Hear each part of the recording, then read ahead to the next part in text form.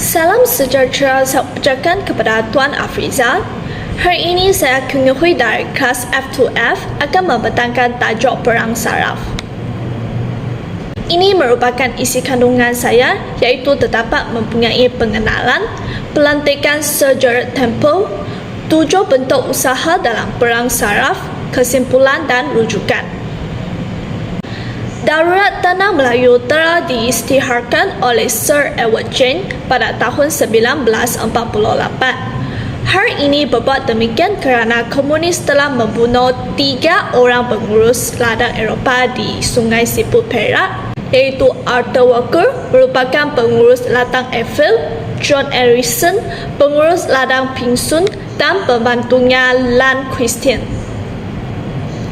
Bukan itu sahaja, PKM juga meneruskan aktiviti menggugat keagamaan dan kestabilan negara. Contohnya, PKM telah meneruskan tindakan melumpuhkan ekonomi seperti merosakkan pokok getah, kilang aset, kedai, sekolah dan lain-lain. Mereka juga merosakkan infrastruktur dengan merosakkan dan mengalihkan landasan kereta api ataupun menembak kereta di jalan raya.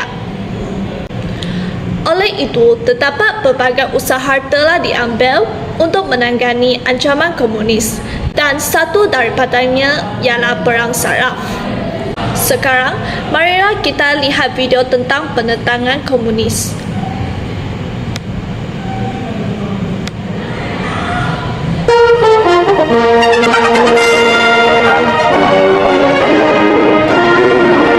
Beginilah onar parti Komunis Maya. Dalam usaha mengambil alih pemerintahan negara menjelang kemerdekaan, mereka menunjukkan rasa tidak puas hati di kalangan penduduk melalui tindakan sabotaj ke atas gelombang biji timah, ladang getah, dan kampung, serta memusnahkan jentera, peralatan komunikasi, dan perhubungan. Mereka juga mempengaruhi masyarakat Cina di pinggir-pinggir hutan untuk membantu membekalkan makanan, senjata, dan maklumat. Mereka turut menyusup ke sekolah dan persatuan sekerja untuk mengembangkan ideologi songsang mereka. Hanyalah setelah 3 peladang Eropah dibunuh di Sungai Siput, barulah pihak berkuasa menyadari kewujudan satu gerakan pemberontakan tersusun Parti Komunis Maya. Sir Edward Jane, pesuruhjaya tinggi British ketika itu, akhirnya mengisytiharkan darurat yang berterusan selama 12 tahun pada bulan Jun 1948. Bagi memastikan usaha memerangi komunis berjaya, pihak berkuasa meningkatkan jumlah anggota Regimen Askar Melayu kepada 6 batalion, sementara anggota polis kepada 70.000 orang. Pasukan tentera dari negara-negara Commonwealth turut dibawa masuk. Mereka turut menubuhkan pasukan polis khas yang bertanggung jawab menjaga kawasan ekonomi strategik, serta menubuhkan pasukan kawalan kampung. Pada tahun 1950, pesuruhjaya tinggi yang baru Sir Henry Gunny melancarkan rancangan BRIC, yaitu satu rancangan penempatan semula masyarakat kaum Cina di pinggiran hutan ke kampung-kampung baru. Dalam tempoh 2 tahun, rancangan yang diketuai Letnan Jeneral Sir Harold Rowden BRIC telah menempatkan 470.000 penduduk ke 440 kampung baru. Sir Henry Gunny turut melancarkan operasi kelaparan dengan tujuan mengikat bekalan makanan utama seperti beras jatuh ke tangan komunis. Sir Henry Gunny bagaimanapun tidak bertuang melihat kejayaan rancangannya apabila beliau mati dibunuh pengganas dalam satu serangan hinggap ketika dalam perjalanan ke Kuala Tugu pada 6 Oktober 1951. Kematian Sir Henry Gunny meninggalkan penggantinya, Sir George Cantwell, betapa perlunya beliau mendapatkan sokongan rakyat untuk menewaskan pengganas komunis. Tidak heran, ketika memegang jawatan, beliau kerap mengunjungi kampung-kampung baru untuk bermesra dengan rakyat. Beliau turut menawarkan hadiah lumayan bagi mana-mana pengganas komunis yang... Itulah merupakan video tentang komunis. Melalui video tersebut, kita boleh lihat terdapat berbagai tindakan atau langkah telah dilakukan oleh pihak kerajaan atau British seperti rundingan baling, mengadakan pilihan raya tempatan, dan pasukan keselamatan juga bertanggungjawab membuat rondaan atau menghapuskan pihak komunis yang berada di dalam kawasan hutan. Pada tahun 1952, Sir George Temple telah dilantikkan sebagai Pesuruhjaya Tinggi Persekutuan Tanah Melayu. Hal ini terjadi kerana pengalaman luas beliau di dalam perisikan dengan mempertahankan British sepanjang dalam tempoh Perang Dunia Kedua. Pelantikan ini terjadi juga disebabkan untuk menggantikan Sir Henry Gunny yang terbunuh dalam serangan hendak pengganas komunis ketika dalam perjalanan ke Bukit Fraser pada 6 Oktober 1951.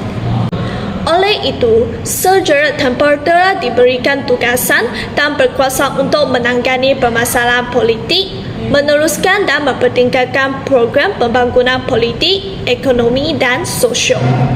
Namun, semasa tempoh perkhidmatannya, beliau menyedari bahawa penggunaan senjata semata-mata tidak akan berjaya menentang komunis.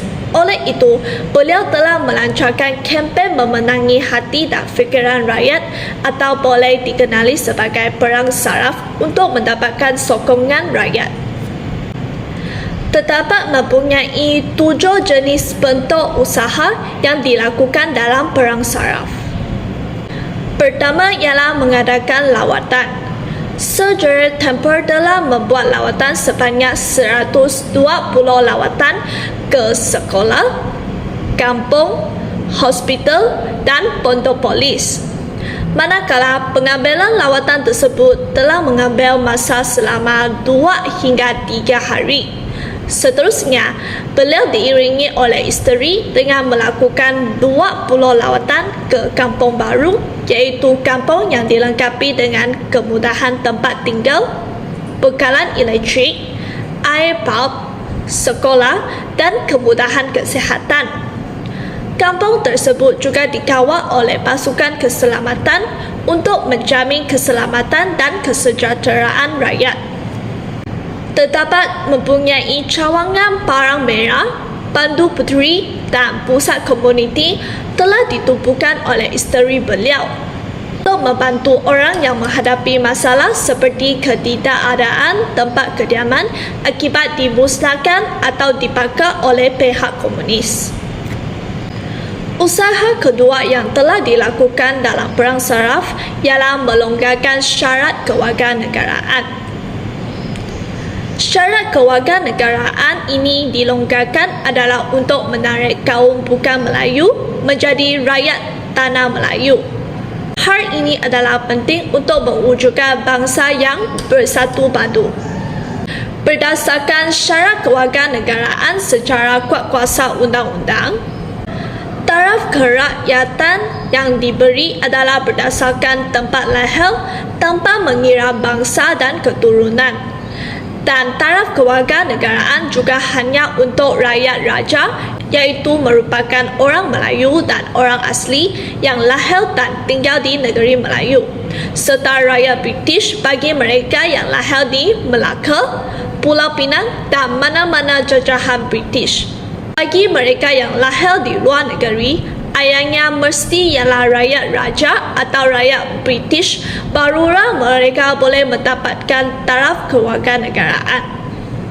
Sebagai kesan, terdapat 1.2 juta orang Cina dan 180,000 orang India telah menjadi warga negara pada 14 September 1952. Jadi, kita boleh lihatlah jadual tersebut. Pada tahun 1948 hingga 1960, jumlah penduduk di Tanah Melayu telah ditingkatkan. Usaha ketiga yang telah dilakukan ialah mengadakan pilihan raya Majlis Perbandaraan Kuala Lumpur, iaitu merupakan pilihan raya tempatan yang pertama diadakan. Tujuan pilihan raya Majlis Perbandaraan Kuala Lumpur ini diadakan adalah untuk menggalakkan penyertaan orang bukan Melayu dalam politik dan mendapatkan sokongan untuk menentang komunis. Oleh itu, rakyat boleh memilih pemimpin atau ketua tempatan yang berwibawa dalam membimbing mereka untuk menentang komunis. Parti yang terlibat dalam pilihan raya Majlis Perbandaraan Kuala Lumpur ialah UMNO dari KL, MCA Selangor dan IMP. Objektif utama pilihan raya Majlis Perbandaraan Kuala Lumpur ini adalah untuk merebut sebanyak 12 kerusi Majlis Perbandaran Kuala Lumpur bagi kawasan Sentul, Bangsa, Ibi dan Petaling Jaya. Lebih-lebih lagi, walaupun PAS ditubuhkan di Kuala Lumpur, namun ia tidak mengetahui pilihan raya tersebut kerana PAS cawangan Kuala Lumpur hanya ditubuhkan pada 13 Julai 1952. Jadi dalam keputusannya, Perikatan UMNO MCA telah menguasai 9 kerusi, sedangkan IMP mendapat 2 dan bebas 1 kerusi daripada 12 kerusi yang dipertandingkan.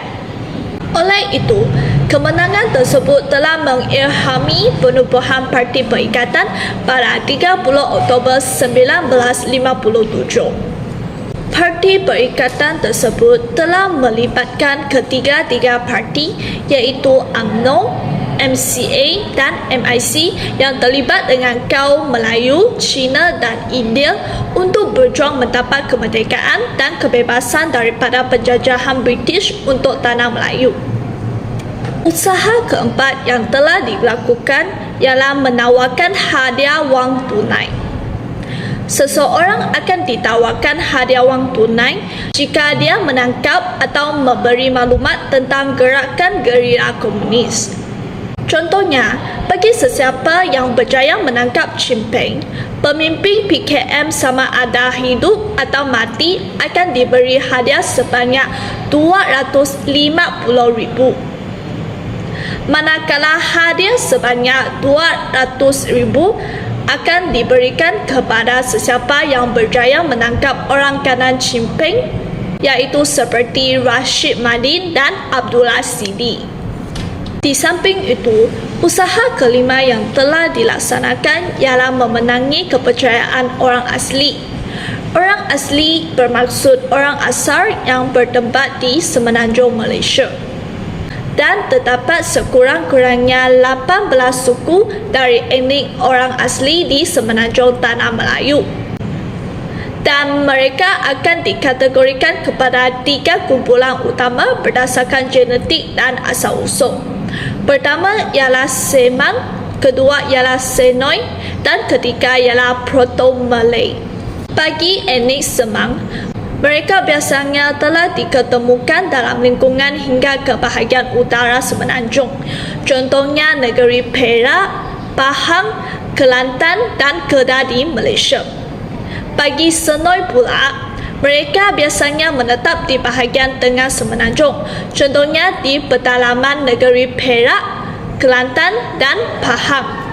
Akhirnya, bagi etnik Proto-Malay, mereka menetap di wilayah selatan Semenanjung, contohnya seperti Selangor, Melaka, Pahang, daerah Muar, Johor dan Negeri Sembilan. Usaha ini telah dilakukan oleh Sir Gerald Temple supaya rakyat atau penduduk boleh menyokong kerajaan dalam usaha menghapuskan komunis. Bukan itu sahaja, beliau juga telah mendirikan sebanyak 14 kubu untuk mendapatkan sokongan orang asli. Peranan kubu tersebut adalah untuk menyediakan kemudahan barangan keperluan harian seperti perubatan, pendidikan dan perlindungan untuk orang asli. Strategi keenam yang telah dilakukan ialah memajukan perkhidmatan penerangan. Perkhidmatan penerangan ini telah dimajukan adalah untuk mendapatkan sokongan penduduk tempatan. Misalnya, Jabatan Penerangan dan Perkhidmatan Radio Malaya telah dijadikan sebagai medium untuk menimbulkan kesedaran kepada masyarakat agar mereka menyokong kerajaan dalam membanteras komunis. Peranan jabatan tersebut telah bertanggungjawab menyebarkan risalah anti-komunis kepada penduduk dan risalah kerajaan kepada komunis yang berada di dalam hutan. Bukan itu sahaja, Jabatan Penerangan juga bertanggungjawab memberikan bahan syarahan yang telah dibekalkan oleh ibu pejabat memberi nasihat dan menghebarkan maklumat tersebut kepada orang ramai supaya mereka bekerjasama untuk menentang komunis. Selain itu, jabatan tersebut juga bertanggungjawab mencetak risalah-risalah atau surat-surat rayuan yang ditujukan khas kepada saki-baki penganas yang masih berada di dalam hutan rimba. Di samping itu, anggota jabatan turut meredah ke hutan-hutan dan berada di barisan hadapan untuk membuat rayuan kepada saki-baki komunis. Akhirnya, Jabatan Penerangan telah memperkenalkan kempen anti-subversif pada tahun 1957 yang menerangkan kepada orang ramai tentang bahayanya unsur-unsur subversif atau komunis. Kempen ini dilancarkan adalah untuk melemahkan atau memusnahkan sesuatu sistem politik, kerajaan, agama, komunis dengan menjalankan aktiviti tertentu secara sulit. Akhir sekali, strategi terakhir yang telah dilakukan oleh Sir Gerald Temple ialah beliau telah memperkenalkan kawasan putih dan hitam. Kawasan hitam bermaksud kawasan bagi kegiatan komunis yang aktif dan dikenakan perintah berkurung, iaitu merupakan sesuatu tindakan melarang penduduk keluar dari rumah dalam tempoh tertentu. Hal ini penting adalah untuk membolehkan pasukan keselamatan menjalankan operasi memburu komunis. Contoh kawasan hitam ialah kawasan berbukit, iaitu biasanya ditumpukan oleh gerila komunis. Misalnya, Bukit Malut di Langkawi merupakan sesuatu kawasan hitam kerana kawasan tersebut berdekat dengan negara Thailand. Hal ini telah membolehkan komunis mudah untuk melarikan diri semasa mereka ditangkap atau ditahan oleh pasukan keselamatan. Seterusnya, kawasan putih merupakan kawasan yang bebas daripada ancaman komunis. Sehingga tahun 1954, kerajaan telah mengisytiharkan Melaka, Terengganu, Kedah, Perlis dan Negeri Sembilan sebagai kawasan putih. Dengan itu, pasukan keselamatan telah dipertanggungjawab untuk memberikan tumpuan kepada kawasan di bawah pemerintahan Setiausaha Agong PKM Chimping dan jawatan kuasa pusatnya. Sebagai contoh, Sekretariat Jalan Raya dan Kawalan Kampung telah dikawal atau dironda oleh Home Guards di kawasan yang mungkin sebagai kawasan hitam ataupun mempunyai pengaruh komunis. Dengan itu, mereka boleh menyemak sesiapa sahaja dan juga berhak merampas barang yang mereka ada. Oleh hal yang demikian, kad pengenalan diwajibkan dimiliki oleh setiap rakyat atau wanita lelaki yang berumur 14 tahun ke atas. Hal ini penting agar keselamatan mereka terjamin. Sebagai kesimpulan, darurat telah meninggalkan berbagai impak negatif sehingga mengakibatkan keperitaan dan kesengsaraan hidup kepada rakyat atau penduduk tempatan di Tanah Melayu. Tindakan komunis juga menyebabkan mewujudkan keadaan huru-hara di Tanah Melayu. Sebagai kesan, keselamatan dan keagamaan negara telah terjejas. Oleh itu, terdapat berbagai usaha telah diambil oleh kerajaan dan satu daripadanya ialah perang saraf yang dilancarkan oleh Sir Gerald Temple untuk membanteras ancaman komunis tersebut. Namun begitu, rakyat di Tanah Melayu juga perlu memberi kerjasama serta tabah dari segi mental dan fizikal dalam menghadapi keganasan komunis. Ini adalah merupakan rujukan saya. Sekian, terima kasih.